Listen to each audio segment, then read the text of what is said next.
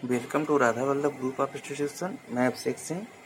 आज बात करेंगे हम लोग estimating costing for internal wiring कि किस तरह से घरों में वायरिंग की जाती है, उसकी लागत की गणना किस प्रकार की जाती है।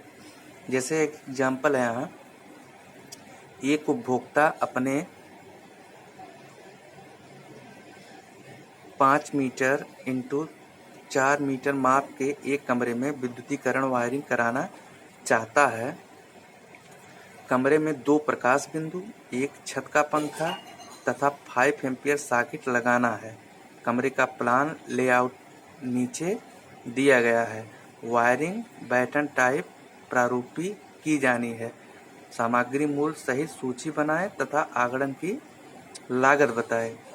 तो इसमें देखिए 2 चीज आपका एक क्लियर कर दिया है कि विद्युत पॉइंट कितने होंगे और वायरिंग कौन सी होनी चाहिए, कौन सी करनी है। ठीक है। अब देखिए, मान लीजिए कि ये आपका कमरा है 5 मीटर इंटू 4 मीटर। ठीक। अब जो पूर्वानुमान, सबसे पहले क्या होता है कि पूर्वानुमान हम निकालते हैं। कमरे की ऊंचाई 3.5 मीटर, ये नियत ही रहता है। ठीक। वायरिंग में लकड़ी की बैटन प्रयोग की जाएगी, जैसा कि आपको यहाँ बताया है, जो लिखा है क्वेश्चन में आपके कि कौन सा करना है, तो वो चीज़ यहाँ पर दर्शाई जाएगी। वायरिंग में पीवीसी एल्युमिनियम वायर प्रयोग किया जाएगा। एल्युमिनियम वायर यहाँ इसलिए प्रयोग किया जा रहा है कि यहाँ पर पावर वायरिंग नहीं होनी है। कोई भी एसी, हीटर, गीजर ये सब नहीं चलना है या इसमें नहीं लगाया गया है, इसलिए एल्युमिनियम चालक ही सही है। ठीक है। वायरिंग की क्षैतिज दौड़ फर्श से 3 मीटर ऊपर होगी। जैसा कि हमने बताया है पहले भी कि वायरिंग की जो क्षैतिज दौड़ होती है वो 3 मीटर होती है, और जो इक्विपमेंट की जो ऊंचाई होती है फर्श से वो 2.5 मीटर होती है।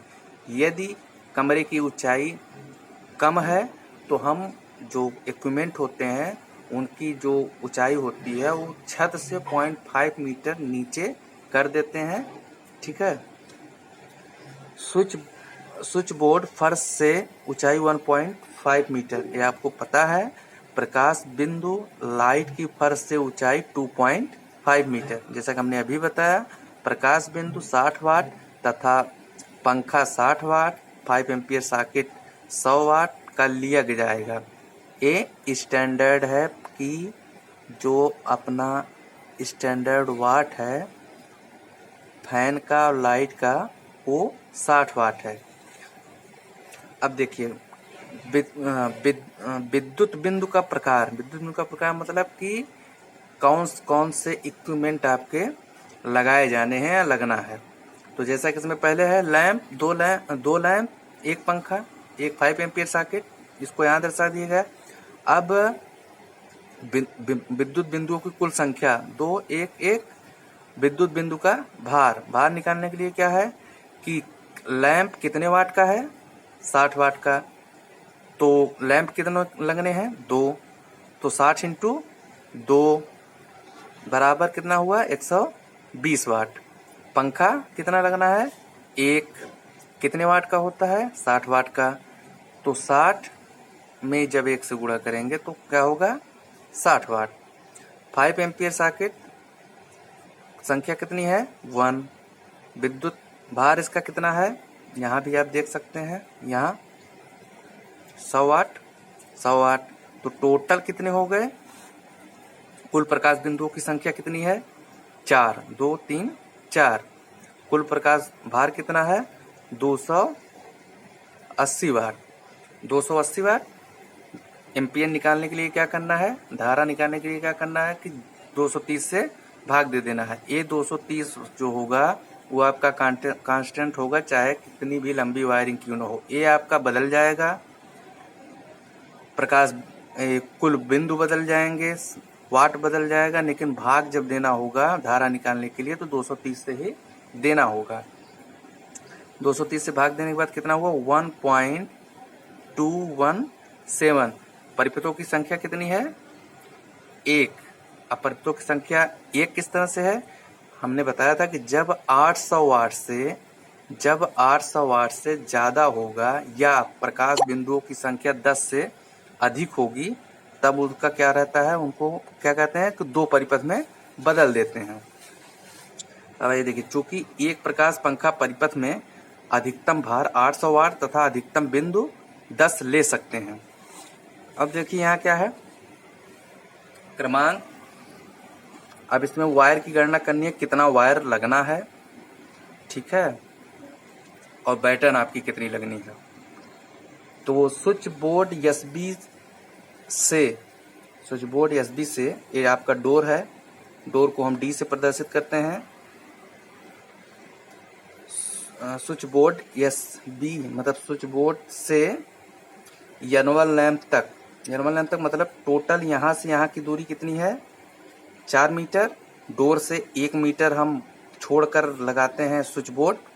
तो स्विच बोर्ड जब 1 मीटर छोड़कर आते हैं तो ये बीच में ये 2 मीटर, अब इसमें से 1 मीटर और माइनस हो जाएगा, तो यहाँ से यहाँ की दूरी कितनी होगी, 1 मीटर, ठीक, 1 मीटर। अब बैटन की लंबाई निकालना है, तो क्या है कि यहाँ से यहाँ तक का हो गया 1 मीटर, ये है कितना आपका 5 मीटर। यहाँ क्या कहा है, स्विच बोर्ड से L1 लैंप 1 तक, ठीक। तो 1 मीटर है और ये टोटल आपका 5 मीटर है, ये बीच में लगा है, तो 2.5 और 1 टोटल कितने हो जाएंगे, 3.5। तो 1 metre plus 2.5 metre equal to 3.5 metre. अब देखिए दूसरा, लैंप L1 से L2 तक, लैंप L1 से, तो L1 आधे पे लगा है, तो L1 के ऊपर जब जाएंगे तो यहाँ इसकी माप क्या होगी, 2.5 इक्वल टू 5 मीटर।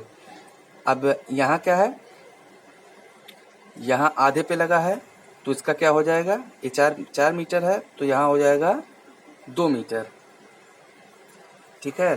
तो यहाँ देखिए 2.5 metre plus 2.5 metre plus 2 metre equal to 4.5 metre.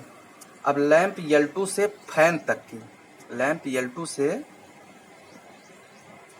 की, अब चूंकि यहाँ से यहाँ की लंबाई जो है वो 5 मीटर है और फैन भी हमारा आधे पे लगा है, तो लैंप L2 से फैन तक कितना हो जाएगा, 2.5 मीटर। इसी तरह से हम कितनी भी लंबी वायरिंग है, इसी तरह से हम गणना करते हैं। वायर की लंबाई आपकी कितनी होगी,